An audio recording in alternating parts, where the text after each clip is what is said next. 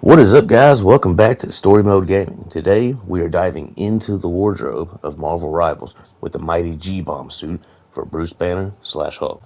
First off, I gotta say, Hulk is a quality character for anyone looking to run tank in Marvel Rivals. Hulk is my go-to for the tank role, but that's another video altogether. One thing you'll notice right away about the classic suits in Marvel Rivals is that they have been modernized to fit the art style of the game. And while making changes to anything classic is always a risky decision, I feel that NetEase has done an excellent job with the majority of these suits, including the Hulk skin. The Mighty G-Bomb suit first came to be in the Incredible Hulk #1 in 1962. This was the first appearance of both Bruce Banner and Hulk. Wait, wasn't Hulk originally green and turned gray later? No, you're probably thinking of Mr. Joe Fixit, Hulk's infamous mobster alter ego, who is also gray, but is a separate personality amongst the Banner Hulk spectrum. Our lovable, Incredible Hulk was originally gray for one issue and one issue only. Stan Lee has stated in the past that his original inspiration for the Hulk was from the old Dr. Jekyll and Mr. Hyde stories. Stan's twist, however, was that he didn't want the dark half to resemble any particular race of human, so he had the idea of making Hulk's skin gray.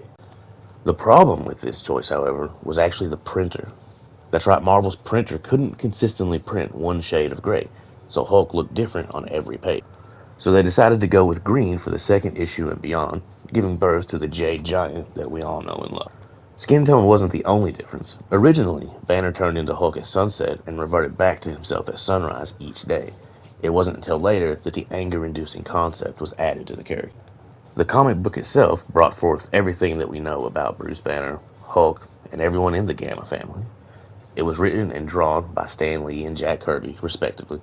It is currently worth upwards of $100,000 if you can get your hands on a physical copy in good condition. But if you're a bit strapped for cash, you can always read it for the low cost of a Marvel Unlimited subscription, which was about $10 last time I checked. As I said before, this suit, among others, has been modernized from its original incarnation. In this particular case, it takes about an entire second to realize that it's a huge improvement.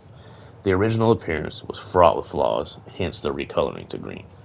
The Marvel Rivals version, while essentially being a chroma of the standard green, works as a nostalgic callback to the Silver Age, while simultaneously working as a stylish variation if you want a simple way for your Hulk to stand out. The suit features the Gamma belt, a bit of lore to explain Hulk and Banner still wearing clothes despite constantly transforming. The Bruce Banner form rocks a tan orange shirt, the pants are dark blue as opposed to black, and the shoes are black instead of the brown penny loafers. The Hero Hulk's tattered clothes match Banner's wardrobe, same as the standard, but for me what stands out here are the green eyes.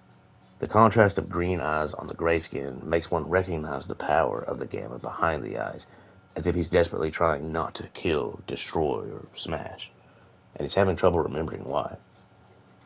The extra Gamma aura on Monster Hulk really drives home the savagery when it doesn't blend into the green skin, highlighting the further loss of control on Banner's part.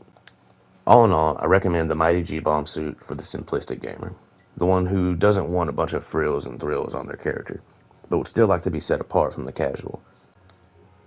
I don't really see myself spending money on it, but I would use it if it were a Battle Pass reward or a free giveaway or something. However, at only 600 units, it's not exactly a bank breaker either. Well, that's all for today, so thanks again for joining us. If you like superhero content, make sure you check out our social media links in the description. We're currently on Facebook, X, Reddit, and Discord, in addition to YouTube. And as always, press start.